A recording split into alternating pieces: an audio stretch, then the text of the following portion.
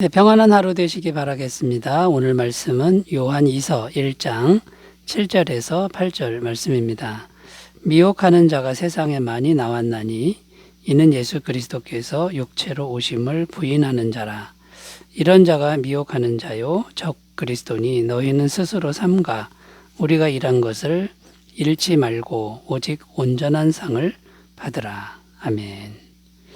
오늘 말씀에 보면 미혹하는 자가 세상에 많이 나왔다 이렇게 말씀하고 있고요. 또 적 그리스도라는 용어도 나오고 있는데요.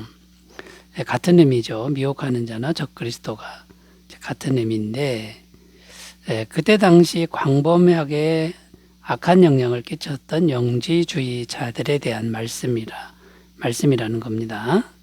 이 영지주의자들이 미혹하는 자고 적그리스도인데 이 영지주의자들을 잘 대처해야 된다. 이런 말씀이 이제 오늘 우리가 읽은 말씀입니다. 만약에 영지주의자들을 잘 대처하지 못하면 어떤 일이 생길까요? 8절에 보면 온전한 상을 잃게 된다라고 말씀하고 있습니다. 8절을 읽겠습니다. 너희는 스스로 삼가 우리가 일한 것을 잃지 말고 오직 온전한 상을 받으라. 자, 온전한 상이라는 게 뭘까요? 그것은 영생이라는 것입니다. 영원한 생명이 온전한 상이 되는데 영지주의자들을 잘 대처하지 못하면 영생을 잃을 수도 있다. 이런 의미입니다. 그러니까 정말 중차대해야 한 문제라고 할 수 있다는 것입니다. 그래서 오늘은 영지주의자들은 어떤 존재인가 이것을 살펴보고요. 어떤 사람들인가를 살펴보고 또 어떻게 대처해야 하는지를 함께 살펴보면서 은혜를 나누도록 하겠습니다. 자, 첫 번째 미혹하는 가르침 이렇게 되어 있는데 영지주의자들의 가르침이 어떤 것인가 여기에 대해서 먼저 살펴보겠습니다. 당시 영지주의자들은요, 어떤 단 하나의 형태로 나타나는 게 아니라 여러 다양한 형태로 나타났다라고 전해지고 있습니다. 그런데 공통점이 있는데 공통점이 뭐냐면 예수 그리스도의 성육신을 부인하는 그런 흐름이었다라는 겁니다. 하나님이 진짜 사람이 되셔서 진짜 십자가에서 피 흘려 죽으셨다라고 하는 이 기독교 진리를 부인하는 그런 흐름이 영지주의자들의 흐름이라는 겁니다. 7절 읽겠습니다. 미혹하는 자가 세상에 많이 나왔나니 이는 예수 그리스도께서 육체로 오심을 부인하는 자라. 이런 자가 미혹하는 자요 적 그리스도니.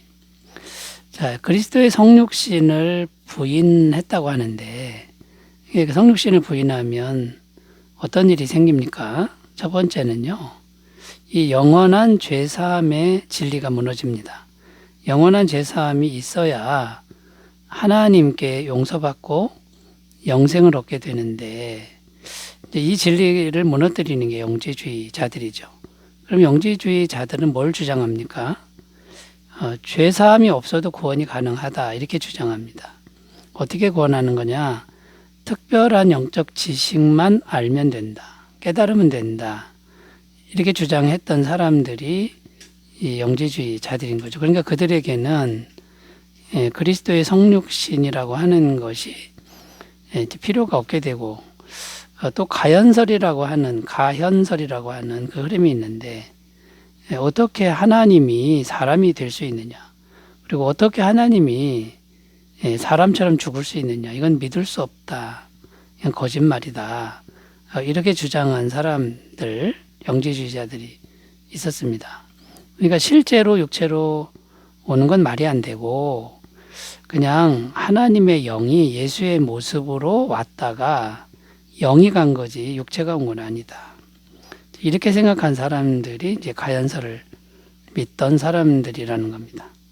자, 가연설이든 또 영적 지식만 있으면 구원받는다고 하든 똑같은데요. 완전한 죄 사함이 안 된다는 겁니다. 이 완전한 죄 사함은 완전한 죄 값이 지불돼야 되는데 분명히 육체를 가진 사람이, 그것도 죄가 없는 사람이 세상 모든 죄를 대신 지고 죽어야만 죄값이 하나님 앞에서 지불되는 것이죠. 그래야 영생이 가능하고 하나님의 세계로 들어가는 건데, 이것이 무너지니까 결국은 온전한 상, 곧 영생을 잃어버리게 되는 그런 아주 중차대한 문제가 생긴다라는 겁니다. 자, 이제 이런 흐름이 미혹하는 가르침이었다라는 거고요. 또 하나의 흐름이 뭐냐면 삼위일체 되신 하나님을 믿지 않는, 그러니까 삼위일체의 진리를 무너뜨리는 이제 그런 흐름으로 또 많이 나타났다라는 겁니다. 삼위일체의 하나님이라는 게 뭡니까? 성부와 성자와 이제 성령 하나님이 이 세 분이 다 하나님이라는 거고요. 능력도 같고 순서도 같고 영광도 같다. 근데 이 세 분이 온전히 하나, 완전히 하나 되는 하나의 공동체를 이루고 있는 분이 삼위일체 하나님이라는 거죠. 그래서 예수님이 하나님이시다, 성령님이 하나님이시다, 성부와 같은 하나님이시다라는 게 삼위일체인데, 이 영지주의자들에게는 성부 하나님만 하나님이고 예수님은 하나님이 아니라는 겁니다. 하나님은 사람이 될 수 없다라는 겁니다. 그러니까 예수님이 이제 하나님이 아니다라고 하는 이 삼위일체 교리가 이제 부인되는 거고요. 오늘날에도 이렇게 삼위일체를 믿지 못하는 사람들이 많은데 대부분 이단들이 이런 현상을 보여주고 있고요. 또 성령님에 대해서 이 하나님의 영이죠, 보이지 않는 분과 마음으로 교제하는 분인데 이 성령을 마치 자기들이 믿는 교주, 자기들의 단체의 총재들, 그런 존재들을 성령이라고, 보혜사라고 이렇게 말도 안 되는 주장을 하는 사람들이 오늘날에도 있다라는 겁니다.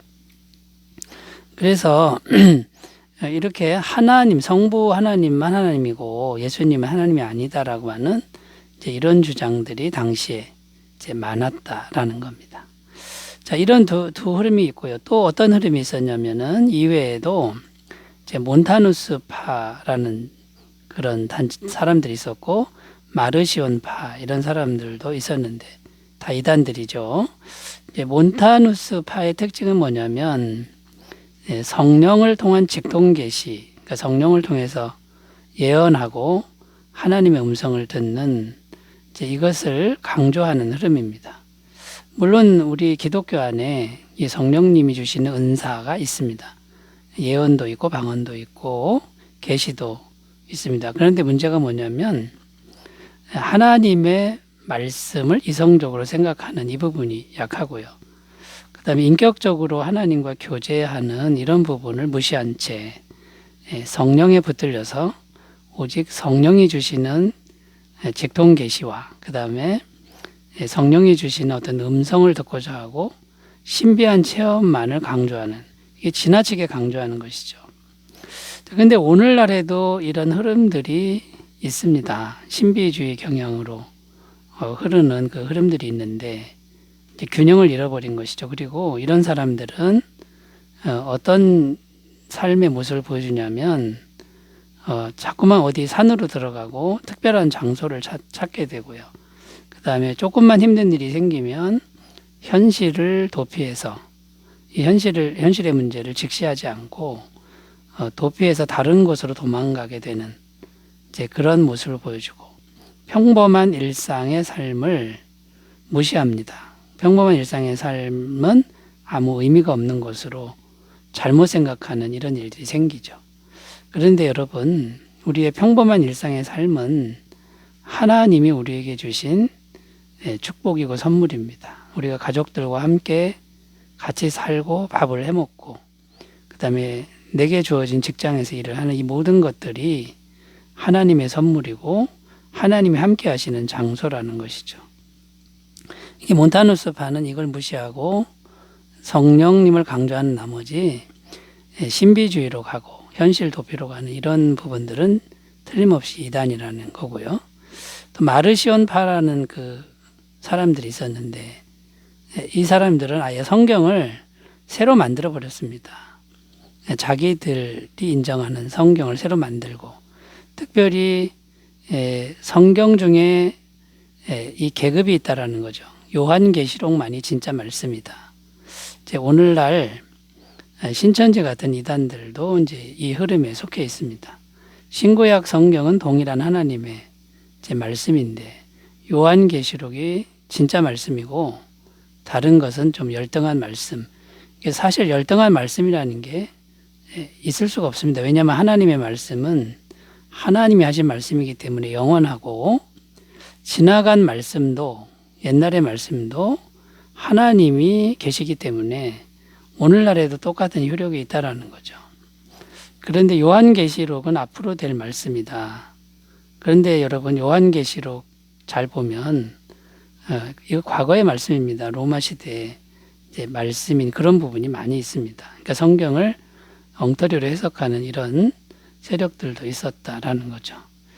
자, 여러분, 이렇게 참 혼탁한 그런 영적 흐름이 초대교회에도 있었다라는 거고요. 오늘날에도 이 혼탁한 영적 흐름이 있습니다. 이것을 우리가 잘 분별했으면 좋겠고, 결국은 예수님의 십자가 복음이 진리이다. 이것을 잘 생각하시고 이 복음을 이제 붙들었으면 좋겠습니다. 그래서 이 미혹하는 가르침을 어떻게 대처할 수 있냐면요, 성육신의 진리를 굳게 붙들어야 됩니다. 하나님이 실제로 사람이 되셨다. 요한복음 1장 14절, 말씀이 육신이 되어 우리 가운데 거하심에 우리가 그의 영광을 보니 아버지의 독생자의 영광의 은혜와 진리가 충만하더라. 분명히 하나님이 사람이 되셨다고 말씀하고요. 또 반드시 죄사함을 통해서만 구원이 가능하다라고 하는 진리를 붙드는 겁니다. 히브리서 9장 12절, 염소와 송아지의 피로 하지 아니하고 오직 자기의 피로 영원한 속죄를 이루사 단번에 성소에 들어가셨느니라. 이 죄가 사해지지 않으면 하나님을 만날 수 없고 영생을 얻을 수 없다라고 하는 이 진리를 양보하면 안 된다라는 거고요. 이 죄사함의 은혜는 반드시 부활을 가능케 한다. 죄가 사해졌으니 이제 영생이 오는 거죠. 죄가 있으면 사망이 되는 거죠. 그래서 이 죄사함을 믿는 사람은 부활과 영생을 믿는 겁니다. 고린도서 15장 54절 57절, 이 썩을 것이 썩지 아니함을 입고 이 죽을 것이 죽지 아니함을 입을 때에는 사망을 삼키고 이기리라고 기록된 말씀이 이루어지리라. 사망아 너의 승리가 어디 있느냐? 사망아 내가 쏘는 것이 어디 있느냐? 사망이 쏘는 것은 죄요 죄의 권능은 율법이라. 우리 주 예수 그리스도로 말미암아 우리에게 승리를 주시는 하나님께 감사하노니. 그러므로 여러분, 이 죄사함의 진리를 꼭 붙으셨으면 좋겠고, 또 하나 붙들어야 될 것, 삼위일체 하나님을 꼭 붙드시는, 그러면 미혹하는 가르침에 넘어가지 않게 될 줄로 믿습니다. 날마다 자신을 잘 지키시길 바라겠습니다. 기도합니다. 하나님 아버지, 수많은 이단들이 지금도 있는데 복음의 진리를 굳게 붙들고 승리하게 하옵소서. 예수님의 이름으로 기도드립니다. 아멘. 은혜 충만하시기 바라겠습니다. 감사합니다.